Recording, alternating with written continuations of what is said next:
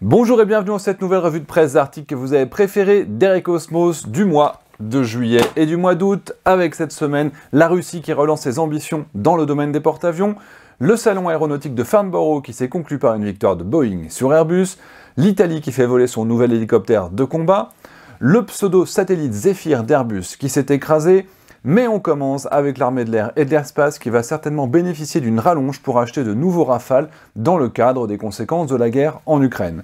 Vous vous souvenez que la loi de programmation militaire de 2019 à 2025 avait mis l'effort de modernisation et d'équipement sur la Marine nationale et l'armée de terre. Mais l'armée de l'air et de l'espace pourrait conduire à la modernisation capacitaire sans attendre la loi de programmation militaire suivante. On sait déjà que le chef d'état-major de l'armée de l'air et de l'espace travaille pour que le budget 2023 permette d'accroître la masse des chasseurs, puisqu'on a à la fois 24 Rafales qui ont été vendus d'occasion à la Grèce et à la Croatie, qui ne pouvaient pas attendre que de nouveaux appareils soient livrés pour monter en puissance. Également 10 Mirage 2000C qui sont sortis du parc cet été, le Mirage 2000D qui connaissent une refonte à mi-vie et donc il y a de nombreux avions qui sont immobilisés. Et on aura également le retrait des Mirage 2005 à horizon 2028. L'armée de l'air et de l'espace, elle n'a pas reçu de nouveaux Rafales depuis 2018. C'est un choix politique puisqu'il y avait une volonté de faire des économies au profit de l'armée de terre qui devait investir dans le programme Scorpion et de la Marine nationale sur les frégates de défense et d'intervention. Ils font donc au minimum 24 Rafales pour compenser les ventes d'occasion, plus 6 pour la Marine nationale pour compenser l'attrition. Et puis évidemment, préparer un éventuel prêt à l'Inde, puisque vous savez que l'Inde a son porte-avions qui doit sortir, il lui faut une flotte embarquée. Elle avait sélectionné 2 finalistes qui sont le F-18 et le Rafale. A priori, le Rafale serait le mieux placé, mais elle voudrait certainement pouvoir le tester. Et donc pendant plusieurs mois, il est possible qu'il faille prêter à l'Inde, de la part de la Marine nationale, des Rafales marines pour le valider, ce qui réduirait le parc de la Marine. Donc il y a toutes ces compensations à faire, et en plus, il faut une montée en puissance. Donc, outre le Rafale, il y a en plus la multiplication des drones qui est absolument nécessaire. Ce sont encore une fois les retours d'expérience de l'Ukraine. Il faut lancer la succession des CASA. Il faut accélérer la modernisation des C-130H pour lesquels je vais faire un reportage très bientôt. Il faut terminer le remplacement des hélicoptères Puma. Il faut renforcer la défense aérienne. Et donc, à plus long terme, vous connaissez les grands programmes qui sont le SCAF. Dans la marine également, la succession de l'Atlantique 2. Donc, il y a beaucoup de programmes en même temps. On part en Russie où s'est tenu le salon qui s'appelait Army 2022. Il n'y a pas grand chose à retenir si ce n'est une exposition des matériels occidentaux qui ont été capturés en Ukraine. On voit notamment la maquette du TB2 qui était censée être constituée à partir des morceaux de TB2 qu'ils ont réellement récupérés sur le terrain, mais a priori ils en ont pas beaucoup puisqu'il y a quand même beaucoup d'erreurs dessus. Il y a également eu un petit buzz autour de ce chien robot dont ils étaient très fiers, mais qui a été identifié comme étant en vente sur un site chinois à 5000 $. Mais la principale annonce est la volonté russe de constituer une flotte de porte-avions. C'est pas la première fois que ces grandes annonces, il y a déjà cette volonté qui date de l'époque soviétique, qui a été renouvelée plusieurs fois dans les années 90, qui a été réitérée en 2005, parce que la Russie estimait à l'époque qu'il était urgent de remplacer son seul porte-avions, qui s'appelle le Kuznetsov, qui était déjà considéré comme dépassé il y a presque 20 ans. Mais à l'époque, il y avait eu l'achat également des Mistral, des bâtiments, des porte-hélicoptères de commandement qui avaient été achetés à la France, sauf que ce contrat avait été annulé en 2014 avec l'annexion de la Crimée par la Russie. Donc la Russie avait annoncé la construction de porte-hélicoptères dont la construction devait commencer en 2018 et d'un porte-avions nucléaire géant de 115 000 tonnes qui devait porter 100 avions à partir de 2020 pour une intégration à la marine en 2030. Sauf que ces deux projets, ils sont au point mort. Et donc c'est au moins la 4e fois que la Russie annonce qu'ils vont se doter de porte-avions. On verra si cette fois-ci ça se concrétise. Mais du coup, s'il y a des porte-avions, parallèlement, il faut évidemment une flotte embarquée. Et ce serait la navalisation du magnifique Sukhoi 57, qui est probablement le plus bel avion du monde, ce qui va rajouter encore une charge de travail pour les équipes de développement sur un programme qui est déjà en difficulté.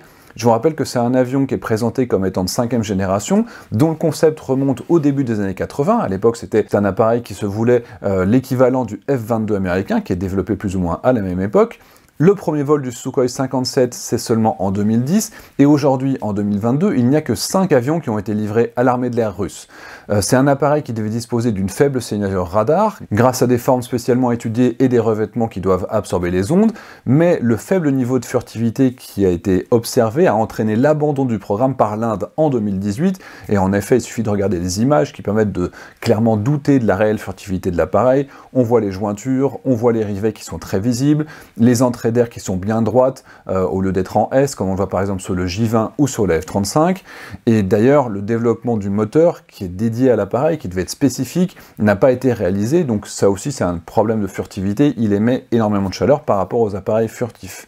Et du coup, c'est le moteur du Sukhoi 35 qui a été réutilisé, donc un appareil de 4e génération. Donc, pour la navalisation, il faudra en plus développer un nouveau moteur, car le Sukhoi 57 pèse déjà 4 tonnes de plus que le F-35C, et il va encore devoir s'alourdir, puisqu'avec ce train d'un train d'atterrissage renforcé, de la même manière que le Rafale Marine est plus lourd que le Rafale de l'armée de l'air. Donc, jusqu'à présent, l'objectif pour la Russie, c'est d'acheter seulement 76 Sukhoi 57 d'ici 2035, ce qui est quand même une flotte relativement faible, soit des livraisons de 5 appareils par an. Donc il y a en plus de tout le reste un défi d'industrialisation pour monter en puissance, pour être capable éventuellement de livrer de nouveaux appareils à la marine. On reste dans les chasseurs pour lesquels le développement ne se passe pas idéalement avec le F-35, puisque les Suisses ont réussi à obtenir les 100 000 signatures nécessaires à la tenue d'un référendum contre l'achat de l'avion, mais le Parlement fédéral doit décider si le sujet peut être proposé à un référendum, et la commission de politique de sécurité du Conseil des États a demandé au Conseil fédéral de signer le contrat d'achat de l'avion de combat le plus rapidement possible, c'est-à-dire avant un éventuel référendum. On parle des chasseurs qui ont eu des gros problèmes de disponibilité cet été suite à des immobilisations en série à cause d'une suspicion de poudre défectueuse sur les sièges éjectables. Tout a commencé en avril dernier quand des défauts ont été détectés sur la poudre de magnésium des cartouches de siège d'un F-35 aux États-Unis, ce qui a entraîné l'interdiction de vol de tous les F-35 de l'US Air Force et en Israël également, puis ensuite de certains F-18 et des Eurofighter en Europe, en Allemagne, en Grande-Bretagne.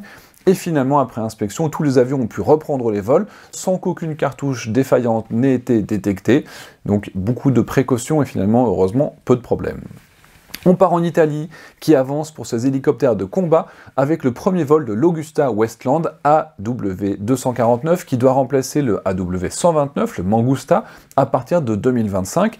Et on a eu le premier vol qui a eu lieu le 18 août dernier sur l'aéroport de Vergate en Italie. Avec l'AW249, on change complètement de catégorie. Il a une masse maximale au décollage qui serait de 8 tonnes au lieu de 4,6 tonnes, avec un triplement de la puissance moteur, qui permet évidemment d'améliorer le blindage de l'appareil, mais aussi un fort accroissement de la puissance de feu, puisqu'on aura une capacité d'emporter 16 missiles anti-chars au lieu de 8 aujourd'hui. L'hélicoptère profitera d'une signature radar qui sera réduite, d'un système de mission qui devra permettre d'intégrer également la gestion des drones, c'est aussi une exigence qu'on voit sur le Tigre Mark III, dont je vous ai déjà parlé, et l'Italie a commandé 48 hélicoptères pour l'armée de terre, sachant qu'elle a aujourd'hui 59 AW129. À l'export, il y a par contre eu une déception puisque la Pologne a finalement changé d'avis et a décidé d'acheter du AH-64E Apache plutôt que de rester avec Augusta Westland. Un petit tour du côté de Taïwan, où la recherche et développement avance toujours aussi vite, notamment pour les missiles de précision et dans l'hypersonique, mais aussi avec le développement du drone indigène qui s'appelle le Teng-Yung 2. Il s'agit d'un drone mâle, c'est-à-dire moyenne altitude, longue endurance, qui peut voler plus de 20 heures pour des missions de renseignement. Il pourrait également servir de relais de communication, de ciblage, mais également de bombardement ou d'antinavire, puisqu'il a des points d'emport sous sa voilure qui peuvent porter les missiles nationaux ou les Hellfire américain. C'est un développement national qui s'inscrit dans le cadre de la stratégie du porc-épic, c'est le nom officiel qu'ont donné les Taïwanais à leur livre blanc, qui consiste à disposer d'un grand nombre de moyens à faible coût mais à forte capacité létale pour se défendre, et donc il y aura la production de 48 Teng-Yung 2 chaque année, et ça doit commencer dès 2023, avec en parallèle l'acquisition de 4 MQ-9B Sea Guardian pour faire de la patrouille maritime, de la lutte anti-sous-marine, de la lutte anti-navire, etc. On passe dans le civil avec le pseudo-satellite Zephyr d'Airbus qui s'est écrasé après un vol record de 64 jours. Pour rappel, un pseudo-satellite, qu'on appelle aussi le HAPS, c'est une sorte de drone à propulsion solaire qui vole dans la stratosphère. Il remonte quand il y a du soleil, ça lui permet de charger ses batteries, et ensuite il plane la nuit, ce qui permet d'assurer une permanence sur une zone. Son poids est de seulement 75 kg pour une envergure de 25 mètres, et du coup il y a un potentiel très large de missions selon la charge utile, par exemple des communications, du renseignement, énormément de possibilités. D'après le site Flight Radar 24, le Zephyr volait au-dessus du désert de l'Arizona à une altitude relativement faible pour lui puisqu'il était seulement au niveau 450. Il volait à une vitesse de 60 nœuds quand il a réalisé une manœuvre non maîtrisée, après quoi on a enregistré une descente à 4500 pieds minutes jusqu'au crash. Donc Airbus étudie aujourd'hui les 1500 heures de données de vol qu'il a accumulées dans la stratosphère pour préparer les vols de son successeur, puisqu'on en était déjà au Zephyr 8.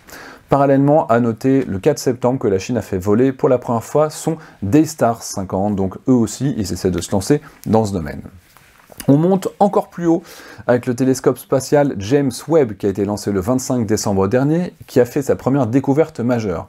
On avait déjà reçu les premières images en couleur le 11 juillet d'un amas de galaxies situé à 4,6 milliards d'années-lumière de la Terre, mais la grande découverte de la semaine concerne la présence de dioxyde de carbone dans l'atmosphère d'une planète géante gazeuse à une distance de 700 années-lumière.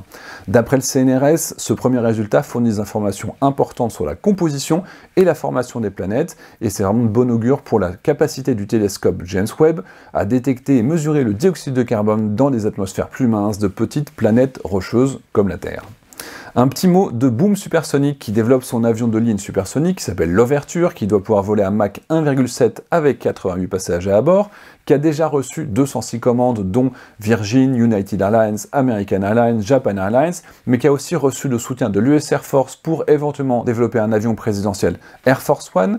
Eh bien, ils ont désormais signé un partenariat avec Northrop pour le développement d'une version d'Overture qui serait destinée à des missions spéciales. Et on pense tout naturellement le renseignement, le transport stratégique, les évacuations sanitaires. Et ça avance quand même relativement vite puisque le début de l'assemblage doit avoir lieu en 2024, les essais en vol en 2026 pour une exploitation commerciale qui doit commencer dès 2029. On termine avec le salon de Farnborough qui était le premier grand salon post-pandémie et qui est un petit peu déçu par rapport à ce qu'on a vu à Dubaï.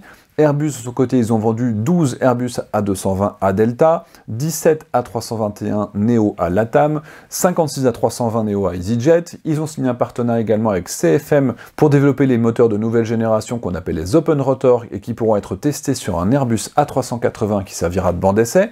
Mais c'est plutôt Boeing qui est sorti vainqueur du duel avec 267 appareils placés, notamment 100 Boeing 737 MAX pour Delta, 66 pour un lessor australien, 25 pour Qatar Airways et 20 pour All Nippon Airways, qui a aussi commandé des 777-8. Côté gros porteurs, il y a aussi des ventes de 787-9, respectivement 5 pour le lessor AerCap et 4 pour Azerbaijan Airlines. Et enfin, on a Cargolux qui a acheté des 777-8 en fret pour remplacer ces 747-400, donc une montée en puissance également du côté du fret.